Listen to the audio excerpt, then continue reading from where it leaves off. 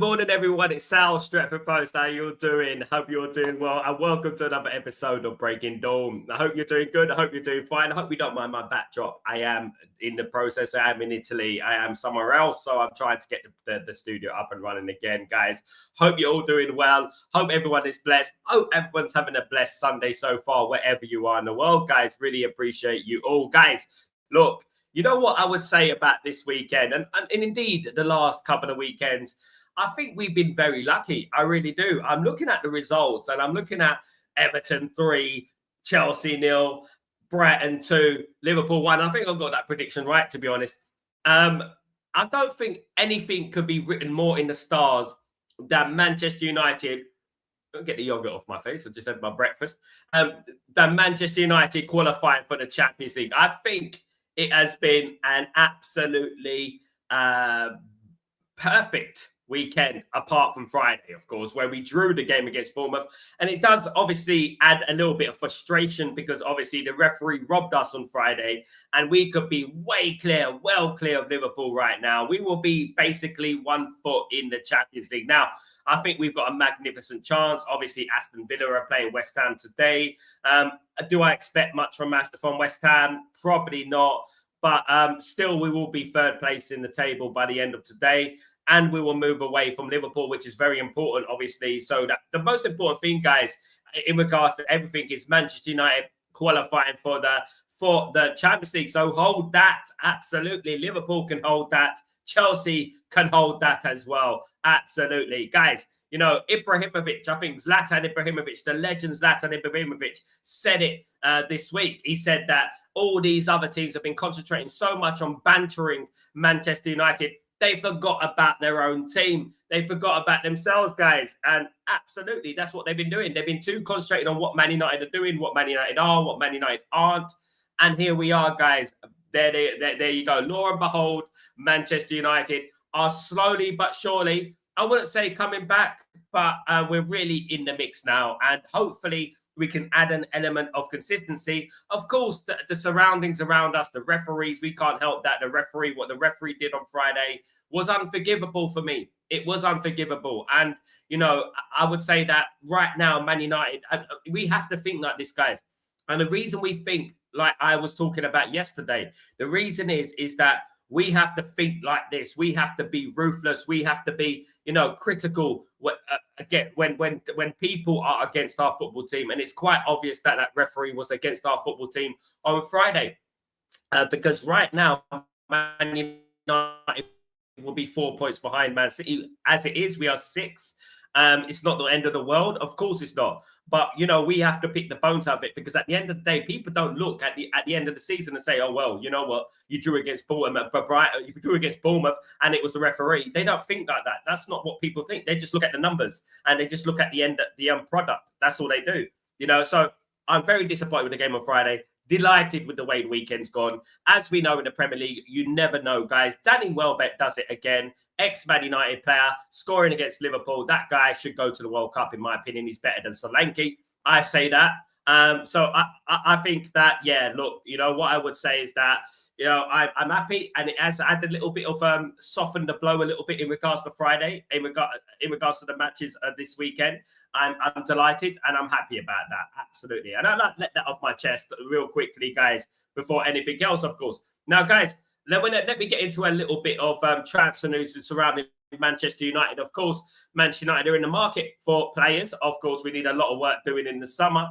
A lot of these players are Premier League proven players, and some of them are a little bit of a shock. And I'm going to mention a couple right now. Now, one player that has caught Manchester United's eye over this last season is Cayman Dewsbury-Hall. Cayman Dewsbury-Hall is an ex-Chelsea player from Leicester. If you remember, Chelsea purchased him from Leicester for 25 million. He signed for Chelsea. I think it was about 28 million. He's valued about 32 million. He is a central defensive midfielder. He is a midfield central, and he can also play attacking midfield. Now, he's done very well at Everton this season, not least, obviously, yesterday, of course. But he has done very well at Leicester, and he's caught the eye, not only of Manchester United, of me as well. I've looked at him, and I thought he's been incredibly good this season. I think he's been absolutely incredible. And Manchester United are looking at him. And as a central midfielder, attacking midfielder, is it a bad option for Man United to go after this player, valued at 32 million euros? I don't think it's going to break the bank. I think Man United can get him for about 40. I don't think it would be a bad deal, to be honest with you. And I think he's a good player. I know that a lot of people will brush these kind of transfers off because it's not that fashionable kind of signing, isn't it? In the Premier League. Oh, you know what? It's not the big signing. But one thing I would say, here's the problem, and here's the big problem. The one big problem remains. I don't mind Man United signing Dewsbury Hall. I don't mind Man United signing these kind of players. You know what? I think it's good that Man United go after these type of players. But one thing I will say, guys, is that we cannot sign these players and expect them to make us championship challengers. We still need to sign the Andersons. We still need to sign the Stillers. We still need to sign the Whartons. We still need to do that. We can't just go out there and purchase Kleiman Dewsbury Hall and say, yeah, he's our midfield for the 10 years, you know, and just put all the pressure, heap all the pressure on him, because that's going to be obviously bad for him, of course, guys, absolutely. But what I would say is this. Man United still need to sign the spine of the team. The spine needs to be improved, which means that obviously the goalkeeper sorted, the defender, the midfielder, and the attack needs to be sorted. The spine along the team, because key characteristic about Man United over years is that we've had a really good spine. We've had a good spine, and we've been able to keep that spine consistent and play them every single week, you know, more or less, of course. But having a squad is incredibly important as well. So when adversity strikes, whether it's suspensions or injuries, you have players like Dewsbury Hall who can come in and do a very good job. And that's what we're talking about. At the moment, Man United don't have anyone who can actually do the job when they come off the bench. I felt Ugarte's improved recently. I'll be honest with you guys. Felt he did all right against Bournemouth, okay. You know, but he's still not at that level that we need. I think there's something missing with Ugarte. I think we have to all accept that this transfer has just not worked out for whatever reason it is. I'm not going to blame him too much because obviously playing in the Premier League is incredibly difficult. I would say that, you know, in regards to Ugarte, I just feel like the Premier League is not suited to him. And you just have to say, well, it just hasn't worked out, has it? It hasn't worked out. Unfortunately, as much as we wanted it to work out, it hasn't worked out. And sadly, we have to move on from Ugarte at the end of the season, in my opinion, and bring in a couple of more players, different, of course. Now, look, obviously, we're not going to go out and sign every single world-class midfielder, you know, under the sun. We're not. These type of deals like Dewsbury Hall will be the type of deals that Man United could possibly do, as well as Anderson, of course, as well as Wharton. Now, obviously, there's lots of talk about Anderson and Manchester City. Nothing has been solidified yet. Anderson is looking at the project. He's not necessarily looking at money. He's not necessarily looking at money. He's looking at the project. Now, it depends on Manchester United how we sell that project, should I say, how Manchester United sell the project to Anderson. How do they sell it to him? Can we attract Anderson ahead of Manchester City? That all depends, to be honest with you. I'll be honest with you guys. And as much as we love Michael Carrick, we have to look at this as well. Will Michael Carrick be an attraction at Manchester United?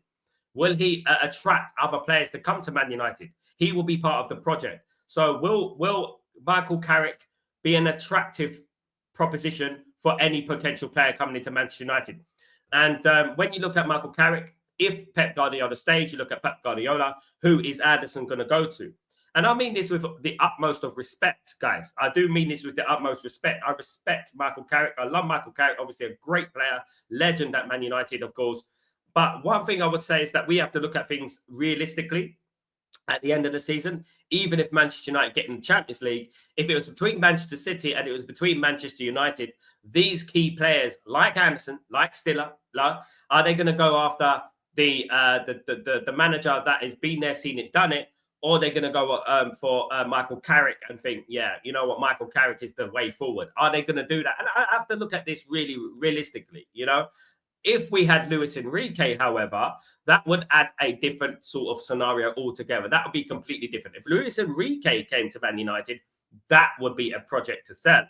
I don't think we could sell projects to potential transfers such as Anderson whilst we got Carrick. And I know that sounds a little bit harsh. It's just the reality of players these days. You know, it's just the reality, especially with Manchester City's owners, especially if they have Pep Guardiola. I mean, Anderson's going to go, well, I want to go to Manchester City. Now, I hope that is wrong, and I hope that he attracts the project at Manchester United. I hope he does. I really do. I think Anderson is a generational. I really do hope so. And I hope that Man United move from strength to strength, in this transfer market. However, I'm looking at things from every single angle. We haven't even got a manager sorted out yet anyway.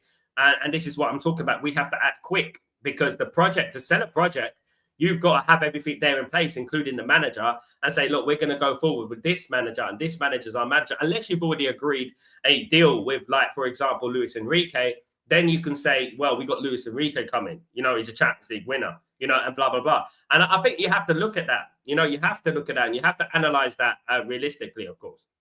Now, more transfer news out of the ways. Of course, you may remember this player. I mentioned him a number of times on the channel.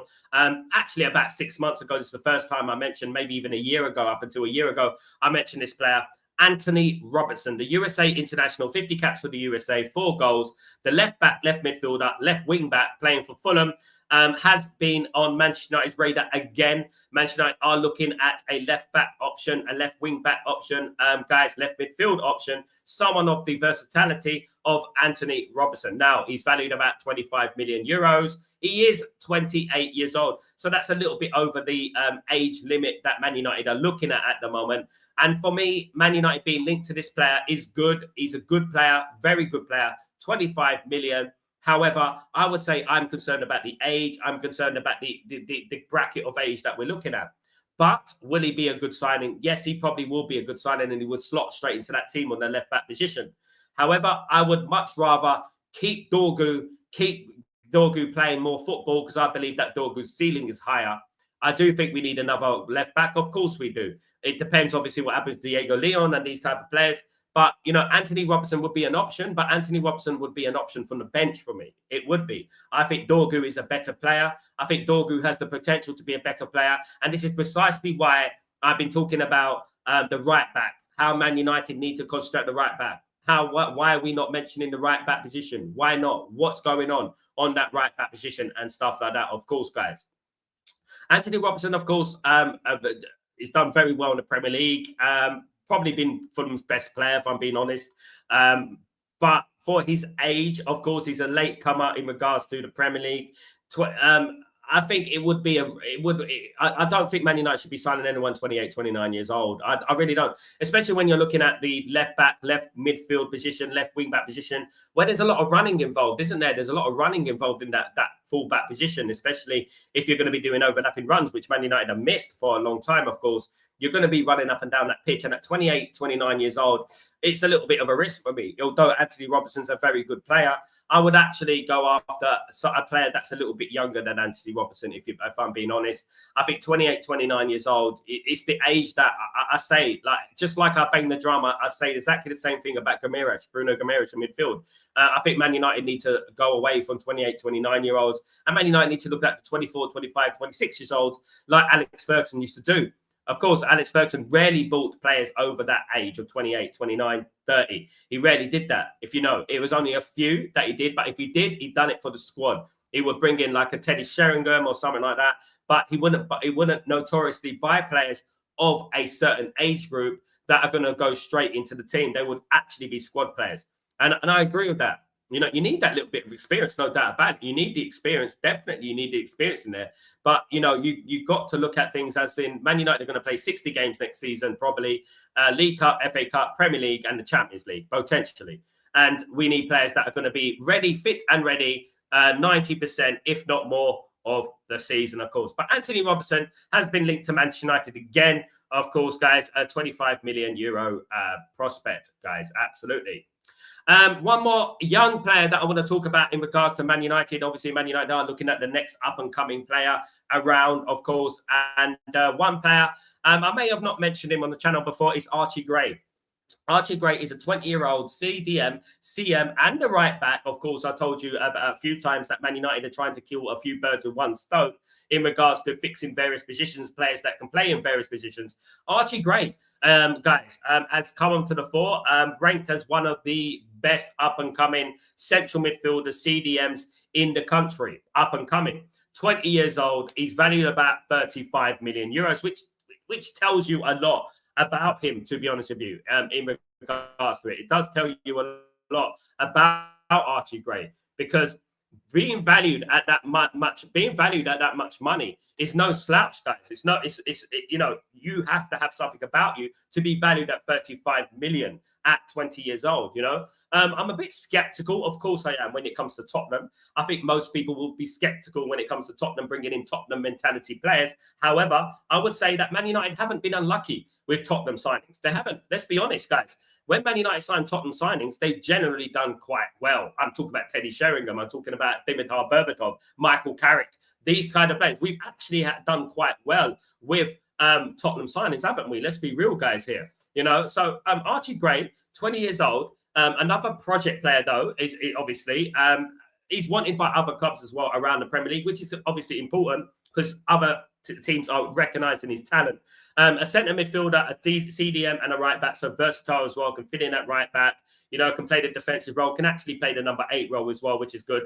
And I think this is not a bad deal. This is not a bad deal. However, I'm looking at his price, and I'm always going to look at the price because I'm obviously thinking about Ineos. I'm obviously thinking about the Glazers. I'm looking at his price and thinking, yeah, it's a little bit too much for a 20-year-old unproven player. And we have to look at that critically, of course, guys. Absolutely. But straight off the cuff, Archie Gray, Manchester United linked, guys, as well as other football clubs around are linked to Archie Gray, including clubs in Europe are looking at him as well. What I would say is that, you know, I would say that would be great. And obviously, I'm going to bang the drum again. I'm going to reiterate this again. I'm going to repeat myself again in regards to this. I don't mind Archie Gray. I really don't mind players like Archie Gray. As long as Man United get the big players in there, as long as Man United get the Andersons and the Wardens and the Steelers in there as well. I don't mind the Dewsbury Halls. I don't mind the Archie Grays. I really don't. I even don't mind the Anthony Robinsons, because at the end of the day, you know, if we build a squad, that'd be good for Manchester United, just as long as we get the first team solidified properly, of course, guys. Absolutely. Welcome, everyone. Let me just say welcome to everyone to the stream. I hope you're all doing well. I hope everyone is blessed, of course. I hope everyone's had a fabulous weekend, of course, guys. Let me just read some of your comments. Big up, Sanjay. How you doing? Good morning. Hope you're doing. Big up, Paul. What's going on, my friend? Hope you're doing well, Paul. Good to see you, my friend. Good to see you. Big up, Benny. How you doing, my friend? Hope you're doing well. Good to see you as well. Good to see you again, my bro. Morning, Sal. Morning, Ragnar. Good to see you again, Ragnar. Hope you're doing well. Remember Sir Alex was like with referees when they get in their own back. Remember how Sir Alex was like with referees. They are getting their own back. Alex Ferguson was very, very cautious, very, very strict referees. And let me tell you why Alex Ferguson was strict with referees, because they would do things like they did on Friday. No one liked Man United, even in the 90s, Ragnar. No one liked Man United. Let me tell you examples, right? We lost the league title to Chelsea by a point, right? There was an offside goal at Old Trafford. I was at the game. It was offside. I can give you up-teen amounts of times that Man United have been hard done by the referee. People just don't want to look at that because we're successful, including yourself, Ragnar. You're saying that he's getting his own, they're getting their own back. No, it's not. The fact is that we don't have a vocal point, right? They've always disliked Man United. They've always hated Man United. And I can give you numerous amounts of times when they have given Man United poor decisions. You know, Alex Ferguson just used to call it out. Alex Ferguson used to call it out. He used to be careful. He used to say, like, you know what? We got to watch that referee. He better do his job. You know what I mean? We hope the referee does his job. He would put pressure on the referee straight away because he knew that there was an anti-Man United thing going on. Especially, look, when it was 93, 94, 95, Man United were coming into the fore, Man United started to be successful. But people don't understand, because they haven't supported Man United that long, like me. They don't understand, right, that during this period, we were hated as well, right? We were hated. It's just that now we're not scary anymore. We're not scary anymore. We don't intimidate referees like Sir Alex used to do. Sir Alex Ferguson demanded the respect of referees because of the bad decisions. You know, now because we don't have a man like Alex Ferguson, the referees are taking advantage of it, Man United have been hated for 30 years, right? They've been hated for 30 years to the extent that teams used to down tool and lose just so that it doesn't benefit Man United. You know what I mean? Big up with squad players with good characters. Absolutely, Benny. I think that's most important. How you doing, Amal? How you doing, my friend? Hope you're doing well. Good to see you. If we weren't robbed, this would have been a great week. It would have been a great week. So far, we got a little bit of redemption, Amal. Absolutely, it would have been a fabulous week. Man United would have been 4 points for Man City. And I think this was a crucial result for Man United. I really do. Because I look at it and I think that Man United would have been close to second. And I think Man United would have caught Man City with 4 points. I really do. I think Man United would have caught Man City and come second. Now I'm a little bit, 6 points is a little bit tight. But, you know, again, the referee, again, going against Man United, again. You know what I mean? And I sound like a broken record and people think that, oh, we're blaming the referees. It's ridiculous at the end of the day. The same referee, right? The same referee, Man United against Burnley, disallowed a legitimate goal for Licha Martinez and also didn't send off Carl Walker when he stamped on Dorgu, right? Blatantly stamped on Dorgu. No retrospective action, no VAR, nothing happened. What is that all about? What is that all about?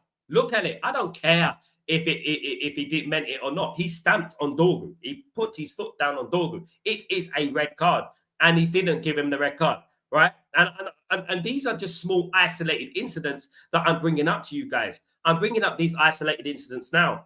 I can bring up teen amounts of times from various seasons, in particular recent seasons, that Man United have had the poor rub of the green in regards to referees, you know? Looking at yesterday, we don't need him at all. Looking at Cole Palmer yesterday, we don't need him at all. Cole Palmer's a very good player. What I would say is that Cole Palmer is playing in the poor team. I would say that Cole Palmer is a very good player. I think he's a brilliant player and he'd be a brilliant player in the right team. He's not happy at Chelsea. I've said this for a long time. We do need these type of players. He's a very good player, Kenny. Kenny, you're very reactionary. What you have to do, you have to look at the context of it. You know what I mean? You have to look at context. It's not KGTV. We're not hyped and this and that. Like that. We're not that sort of dramatic channel. We are actually a knowledgeable channel with obviously knowledgeable opinions. And we don't throw, obviously, Cole Palmer under the bus. He's a very good player. Looking at the context in regards to Chelsea, you look at the way they're being run. You look at their team, the way the board are doing in regards to paying players a certain amount of wage, only signing players of a certain age. It's never going to work.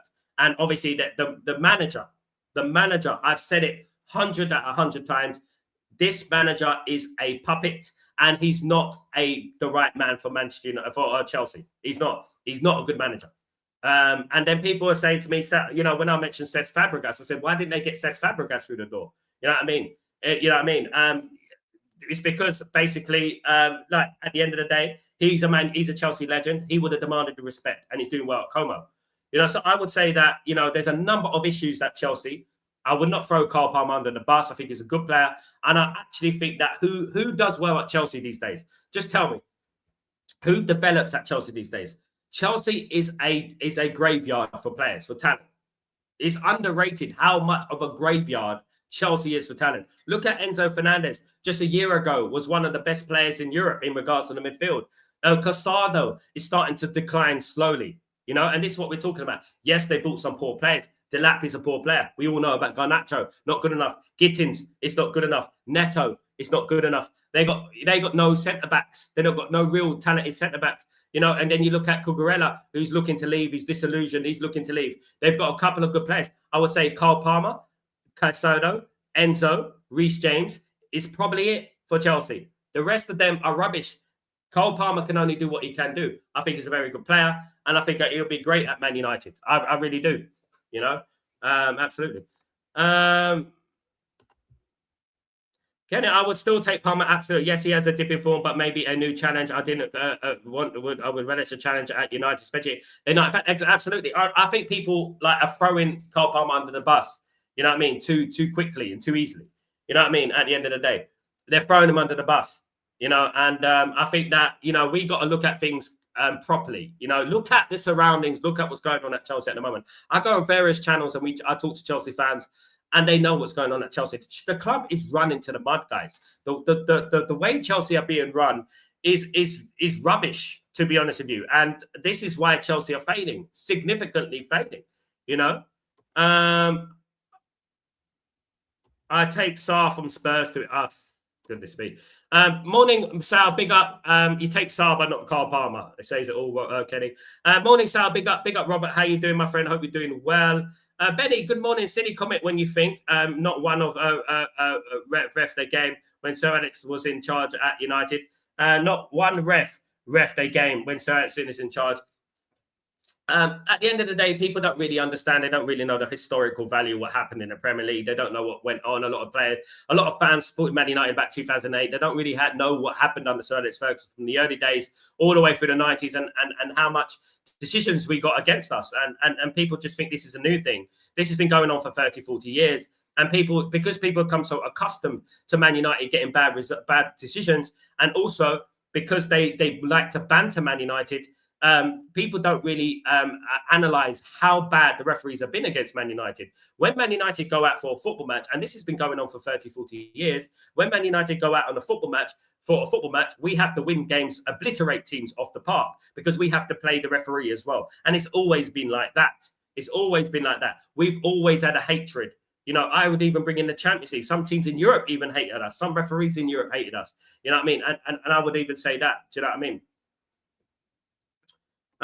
Anything new about United's complaint? Nothing, but I think Gregory, big up Gregory. How you doing, my friend? Hope you're doing well. Hope you're blessed, my good old chap. What I would say is that Man United will probably be looking at doing this appeal on Monday. It's not appeal, it's a complaint, isn't it? On Monday this week coming up, of course.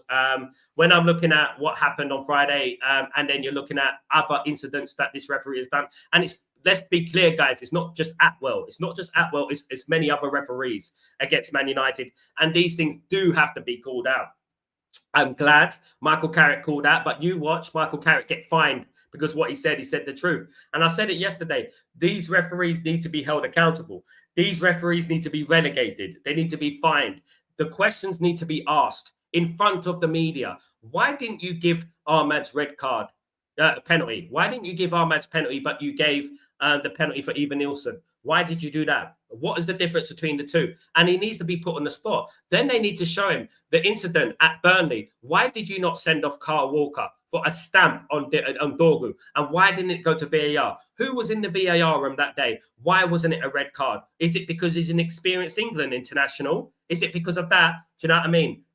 Yeah, guys. And again, why did you disallow the Licha Martinez goal? All these business, and we have to look at this, and these referees need to be questioned, because otherwise they're going to keep doing it again and again. I don't care. Like I said yesterday, I don't care about apologies anymore. I don't care about apologies. Does the apology get us our 2 points? It doesn't, does it? If Man United miss out on second place by a point, or fifth or fourth place by a point, are the referees going to come and say, well, we'll give you that fourth place, we'll give you that second place? Absolutely not. Are they going to give Man United money for finishing third instead of second? They're not. You know, this is what we're talking about here, isn't it? This could be the difference between Man United signing Anderson and not signing Anderson. And this is what we're talking about, butterfly effect in football. You know what I mean? It's butterfly effect, you know? And it's so frustrating, because I knew on Friday from the beginning that referee was against Man United. It was so quite obvious, the decisions he was given. But not just this referee. Again, I say it, various games this season and other seasons where we've had decisions go against us. Whenever Man United are in an element of momentum, we have these decisions go against us, and it's pathetic. Whether it's a penalty, a red card, whatever it is, you know the score, isn't it? When Liverpool legends like Steve Nichols say it's a foul, then something is seriously wrong with it. Mate, Alan Shearer, Amal. Alan Shearer dislikes Man United with a passion. When Steve Nichols, ESPN FC, like Amal says, my bro Amal says, when Steve Nichols says that it's a foul, you know it's a foul. You know 100% a foul. My goodness me. You know, it's ridiculous. You know, it's ridiculous. And I cannot believe what happened on Friday. It weren't just that. It was a number of decisions in the game. And the fact that it wasn't a penalty, and then Bournemouth went at the other end and scored, made it even worse. Yes, this weekend has softened the blow somewhat. It softened the blow somewhat. It has, because obviously Liverpool and Chelsea lost. That's great. But hoping West Ham do us a favour today. Won't bank on West Ham, but again, you know, we have to be without 3 points yesterday. We should be happy this weekend. We should have had a perfect weekend, guys. Right? But because of the referee, we're not having a perfect weekend. Because of the referee, we're not 4 points from Man City. Because of the referee, it's nothing to do with Mainu. It's nothing to do with Ahmad. It's nothing to do with the players on the pitch. It's to do with the referee, and that's what it was. I'm sick of a rival fan saying Fergie pocket the ref. Can't they just think about the present? Well, he didn't pocket the ref, Kenny. He didn't. They say that because we were successful. Hate to say that. They're losers. That's why they say that. They're losers. We made them cry in the 90s. They made every excuse under the sun. Every excuse. So if that's the case, how comes we were killing it in Europe as well? They don't understand that we were so good. We were so good. You could not beat us. We changed the Premier League. It wasn't our fault that their team would go for fish and chips the night before the game. It wasn't our fault, right? We went out there, we were professional, and we won football matches. That's what we do. Name one controversial decision against Man United. What? Because teams used to time waste, right? Teams used to time waste because they wanted a draw, right? And they used to time waste against Man United, and 3 or 4 minutes will get added on. Not 9 minutes like Friday, by the way. 3 or 4 minutes. And because we fought to the end, people thought, oh, we bought the referees. Oh, we bought... In what world? In what world? Right? This is the thing. The erasing of Manchester United's success and the erasing of Man United's achievements. This is what they do. Because they're a bunch of losers. All of them. Chelsea only got success because of Abramovich. You know, Man City only got success because of the Abu Dhabi. It's a fact. You couldn't live with Man United. So your excuse is Alex Ferguson bought the referees. That's their excuse. They couldn't live with Man United. It's as simple as that. We had the best team. It's as simple as that. Roy Keane, Paul Scholes, Ryan Giggs, David Beckham, Dwight York, Andy Cole, Teddy Sheringham, Mark Hughes, Eric Cantona. You want to name again and again, Steve Bruce, Gary Pallister, Ronnie Johnson, Ap Stam, Vidic, Ferdinand, whoever you want to bring in. We had the best team. Dennis Irwin, Paul Parker, you know, Gary Neville, Patrice Evra. We always had the best team. That's why, right? And they just can't muster it to give Man United any credit. Nothing at the moment, Gregory. One thing's for certain, Gregory, is that Man United are behind the scenes at the moment, hopefully talking to various managers and analysing everything. My biggest concern about it, Gregory, is that we're going to wait until the end of the season, which I think we're going to do anyway. I think we're going to wait until the end of the season, and we're going to analyse everything objectively, subjectively, critically in regards to Michael Carrick and the future manager. What I would say is that the most realistic proposition for Man United is Michael Carrick. It is Michael Carrick.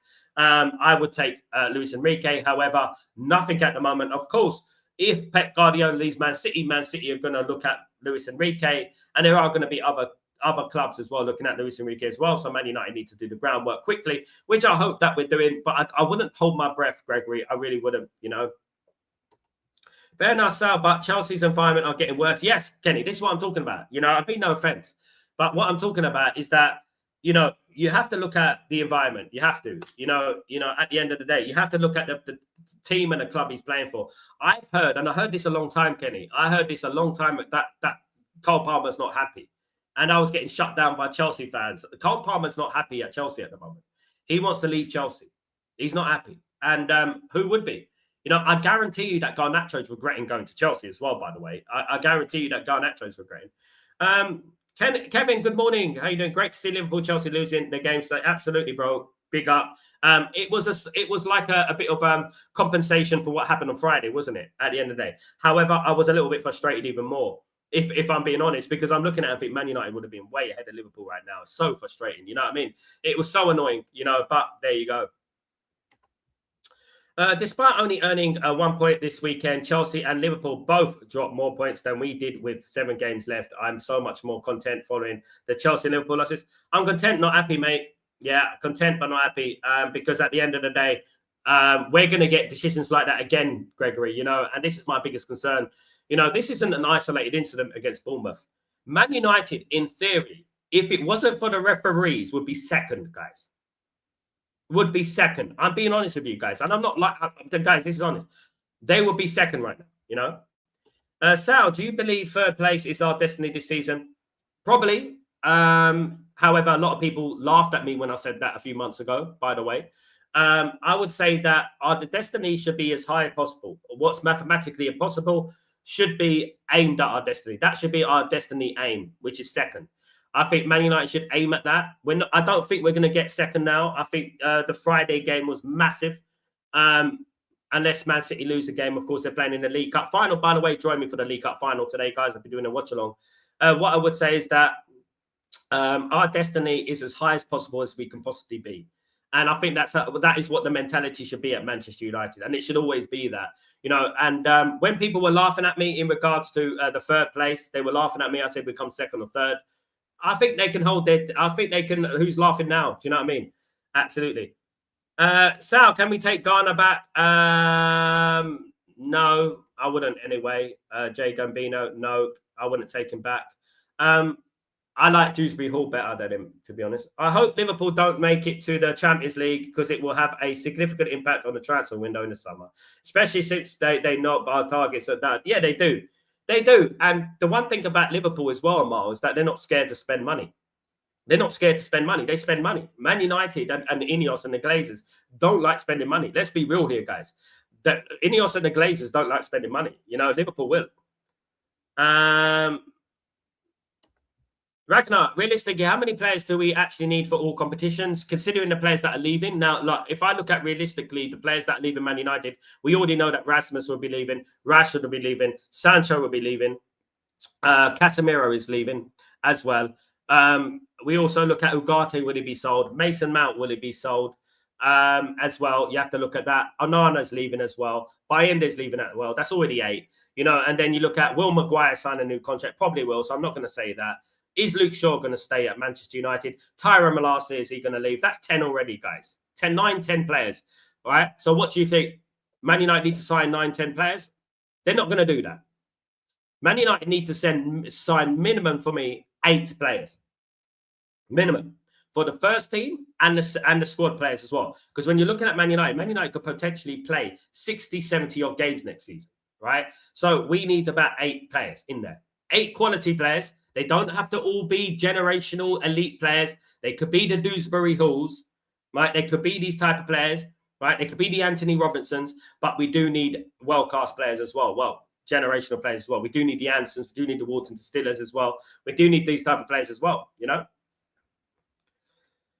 Gregory, Steve Bruce was an absolute beast. Steve Bruce was an absolute beast. 16 goals from defence in one season, and people, the funniest thing is when I go on other channels and I watch other channels and I hear what they say about defenders, about Van Dijk and stuff like that. I'm thinking they don't know what I'm thinking, but I'm thinking in my mind, well, Steve Bruce was better than bloody Van Dijk. I know he was. Guys, I'm being real with you guys right here, right now. The 90s and the early turn of this century was the hardest period of football. Hardest period of football. Van Dijk didn't used to defend against bloody Didier Drogba or Alan Shearer, Teddy Sheringham, Dwight York, Andy Cole. He didn't have to cope with Matt Letizia and players like that. He's in an era where football is dead. Football's in the mud. Talent is in the mud. And only the real know.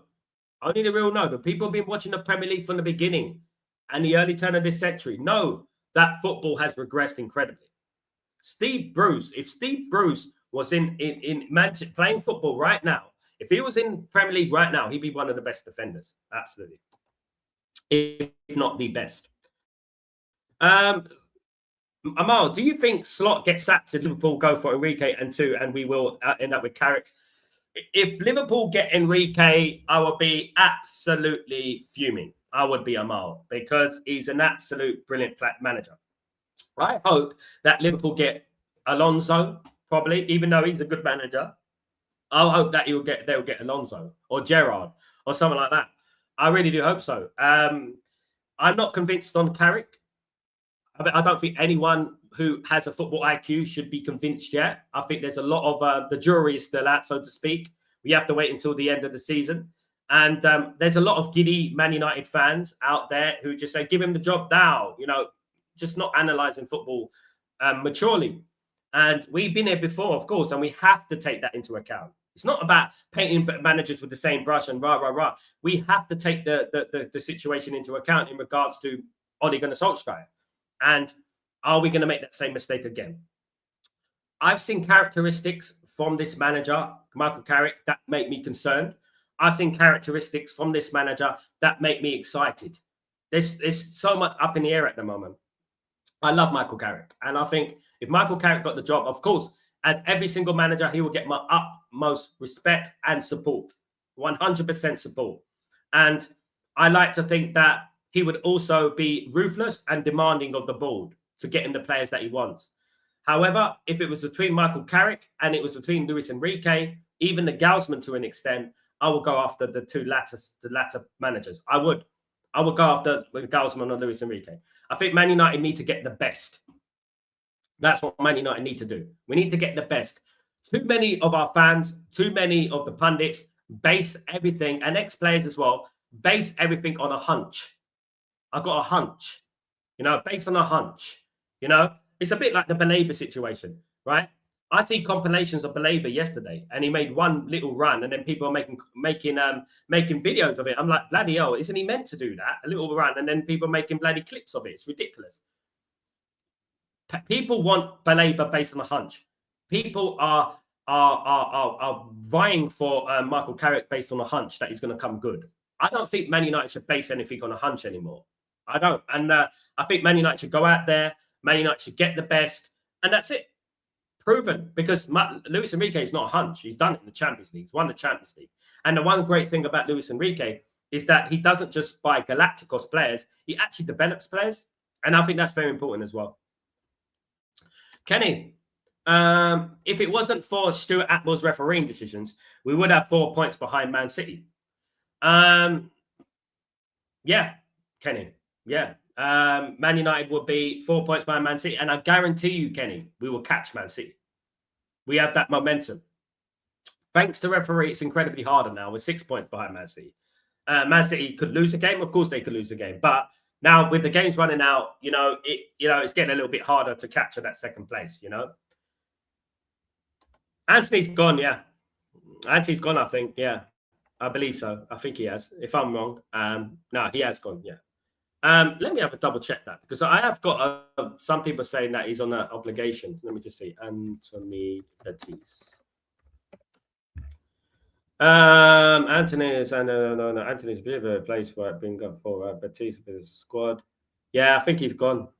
I think he is out there. I think he has signed. Yeah, I think so. Let me have a look. I think they're signing for 40 million, if I'm not wrong.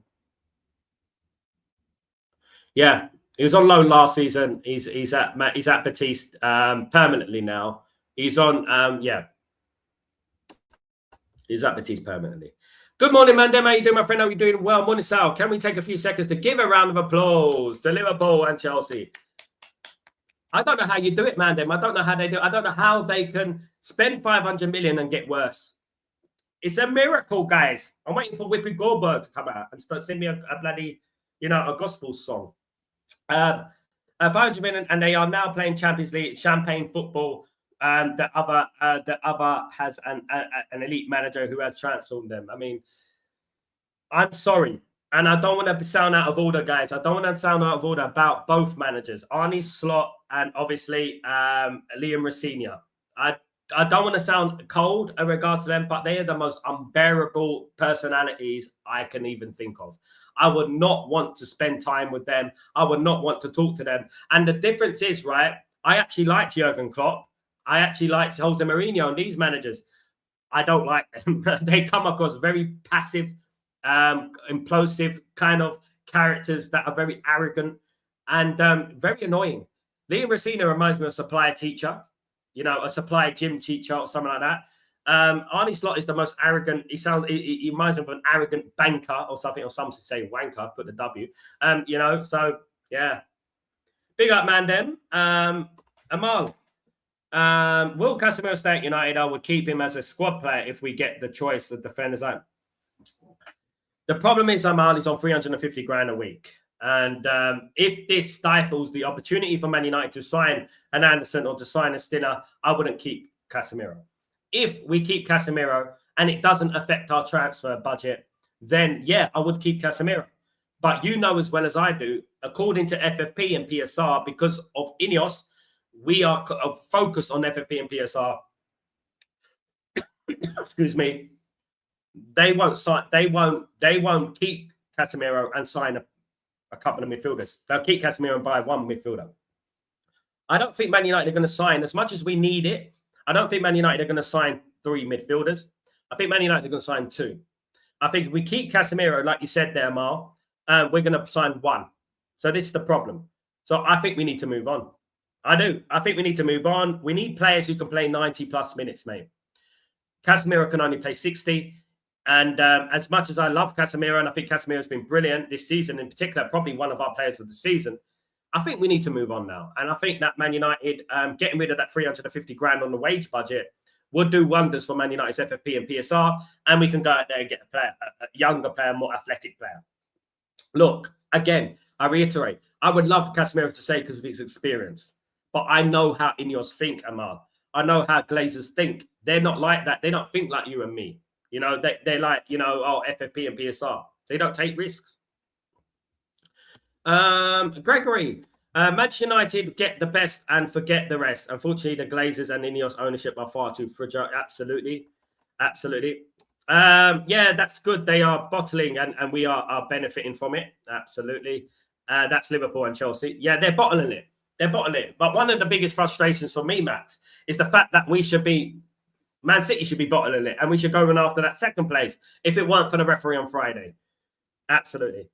No, let Casemiro leave on a high. Let's now focus on getting quality profiles and even longevity. Remember, we have to be serious and smart in the upcoming transfer window. I agree with Mandem here. Absolutely. I agree with Mandem here because he's right. We as a fan base, and it's nothing wrong with it, but we're a little bit too sentimental. We're a little bit too like lovey-dovey, soft and cuddly. That's what we are, you know. And I think Man United need to be a little bit more ruthless. Us as fans, we need to look at things like Real Madrid do. You don't think Real Madrid love Casemiro? You don't think Real Madrid love Varane? Multiple Champions League titles from them. They're not like, oh, we must keep Casemiro, we must keep Varane, we must keep them. No, they're like, we got to move on. Who's the next? Next. That's how big teams act. I come from a generation where we sold David Beckham, Jaap Stam, these type of players. Loved players. David Beckham loved players like that. Ruud van Nistelrooy, players like that. Loved players, you know, and we got rid of them. Move on. And that's what I'm talking about. I just need to bring in 1995, you know, and I just need to bring in, we lost the league by a point. Out goes Kanchelskis. Out goes Mark Hughes. You know what I mean? Big players at Manchester United. Massive personalities at Man United. Out the door. You know what I mean? At the end there, Paul Ince. Massive personalities at Man United, you know, and we have to be ruthless. Unfortunately, football's cruel, but these are millionaires. They're going to be fine. They're going to be fine. I would say, obviously, if Casemiro stays at Man United, fantastic, brilliant. But as long as we sign a couple of midfielders in there as well, I wouldn't say no to Casemiro. However, I do think that Man United need to build that midfield. I understand it. I understand it from an element of Champions League football, that having Casemiro around would be a good thing. It would be a good thing, but we also need the 2 midfielders to come in, 2 or 3 to come in. Obviously, we've got Mainu as well. I think Ugarte will be leaving. We also need the 3 midfielders to come in, the Andersons, the Whartons, the Stillers, you know, these kind of players to come in as well. That will add energy to our team because as good as Casemiro is, as influential as Casemiro is, he doesn't have the energy, especially to play Saturday or Sunday and Tuesday or Wednesday, you know, and then obviously other competitions as well. Amal, because I'm seeing the club videos of Casemiro scoring headers, so I'm worried club is skimping on the midfield. Amal, one thing I'll say to you right now is that don't be surprised. Don't be surprised if they keep Casemiro. Don't be surprised. Because you know what it does? It saves them time and money. That's what it does. Because they won't have to go out there and spend time buying another midfielder, an extra midfielder. We just keep Casemiro for a further year and buy 1 midfielder, which is a big mistake for me. If Man United went out there and signed 2 midfielders and keep Casemiro, great. But we also need to think about, of course,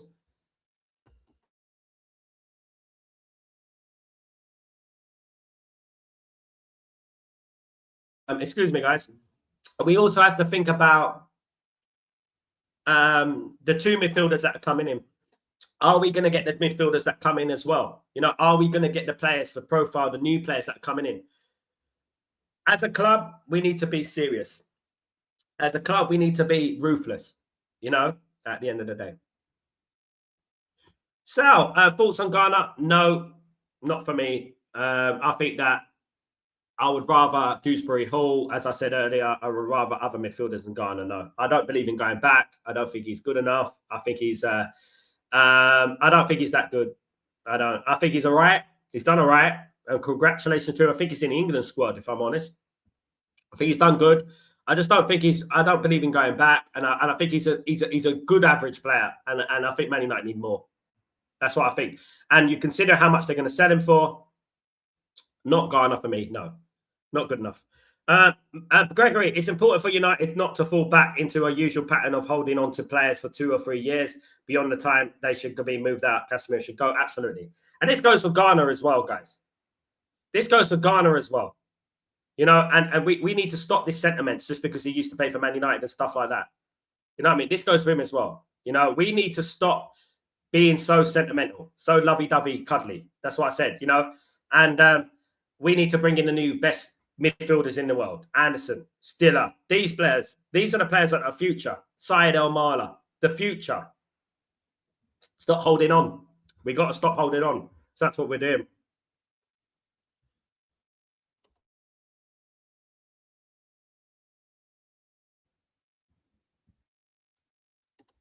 Fergie would never have kept Casemiro around for too long. He probably would have sold him. I don't think he would have. I don't know.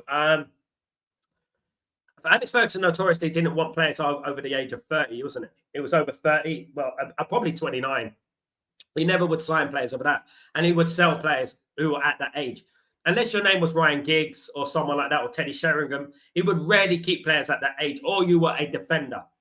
Over 30, though, Alex Ferguson would move players on.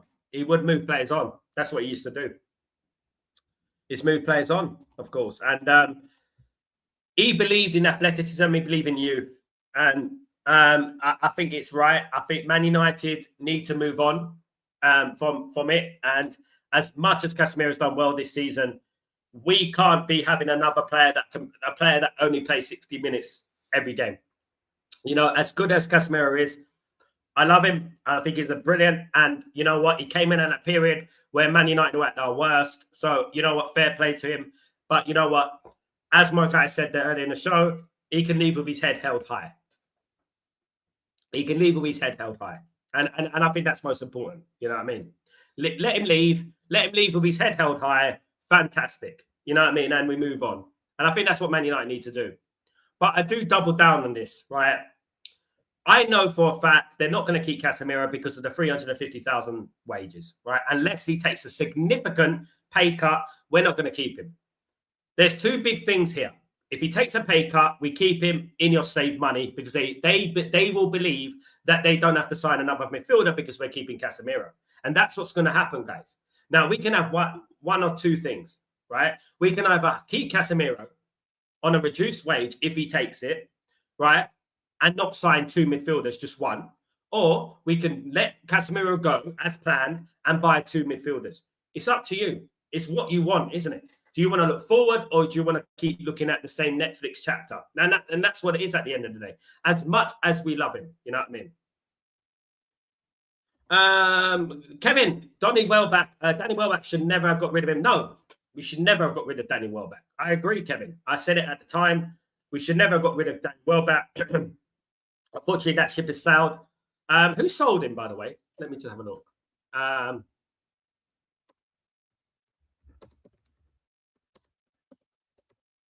But you could say Arsenal sold him as well. Arsenal sold him too early as well, wasn't it? It was Louis Van Gaal. It was Louis Van Gaal, an absolute clown, Louis Van Gaal, honestly. Louis Van Gaal sold Danny Welbeck. Danny Welbeck was born and bred, Man United fan, came through the ranks, brilliant goal scorer, in particular for England as well. We sold him to Arsenal. And then, obviously, he scored a lot of goals for Arsenal. Arsenal sold him, though, as well, which was weird. I would say, in defence, I think Brighton is the right club for him. I think Brighton is no pressure and stuff like that. However, we would have loved the Danny Welbeck right now, wouldn't we? In the squad, definitely. But we have to move on. We have to move on.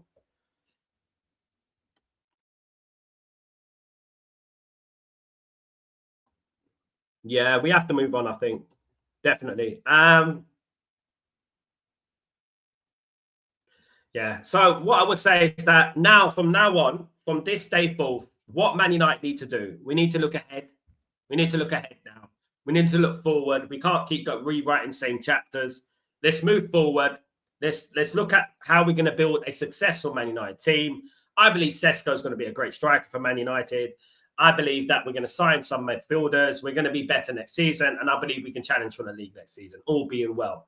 We're not that far away now. We're a couple of refereeing decisions away. Now, guys, let me just give you this example. This is why you should always believe, right? During the December, right, at the mid-December, in December, right, we had the AFCON, right, and we dropped a number of points. We lost to Aston Villa. I think we drew against Bournemouth. I think we drew against Wolves. We drew against a couple of teams, right? West Ham, and during the AFCON, right? Now, imagine the AFCON weren't around at that particular time. Where would Man United be in the league? And this is what we're talking about. This is how fine margins are. This is why I believe Man United can challenge for the league. Because if Man United, for example, right, turn some of those draws into wins, some of those losses into draws, right? And there's many of them this season. The draw against Fulham, the draw against Bournemouth at home, the draw against West Ham away, the draw against West Ham at home, the draw against Wolves at home. 5 games right there. And I'm not even mentioning the Bournemouth game and this and this and this and that. I'm not even mentioning them. Just imagine we converted those draws into wins, those losses into draws, where Man United will be. This is why I say next season, we should aim at challenging for the league. That's what we should do. Improve the squad and aim at challenging for the league. There's nothing wrong in thinking like that, right? Because at the end of the day, we are not 35 points from the top. You know what I mean? We are a few decisions here and there from actually challenging. And that's what I'm talking about. We are literally a couple of games during December when the AFCON went on, which we fell off, right, from being second right now. And we suffer more than anyone, obviously, because we had Mbeumo, we had Ahmad, and we had Mazraoui going to the AFCON, of course. Gregory, Sal, which combination of 2 players are United's most likely to acquire? Anderson and Wharton, Anderson and Stiller and Wharton. Can I be honest with you, Gregory? My choice is Anderson and Stiller. I think Anderson and Wharton are a little bit too similar. I would say that Anderson and Stiller are my 2 choices. Do I think we'll get them, though? 30%. Not much hope in regards to that. Like I said earlier, Gregory, Man United will probably sign Anderson and keep Casemiro. They'll do something silly like that. That's what they'll do. You know what I mean? And obviously not moving forward, and that's what I think they'll do, sadly. But guys, today I will be doing the League Cup final, the Carabao Cup final, EFL Cup final, whatever you want to call it, guys, and the Mickey Mouse Cup final. I will be doing that today, guys, for the watch along later on, guys. So I think the kickoff's at 4:30 UK. I will be alive at 4 p.m. UK, guys, 5 p.m. Italy time where I am. And hopefully it's a good game.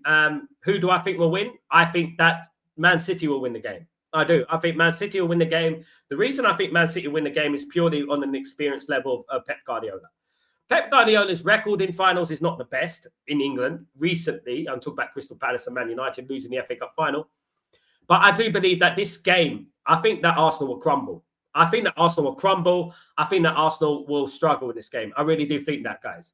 But guys, again, I just want to say you guys are the legends. Thank you so much for joining me every single morning. Really appreciate you all.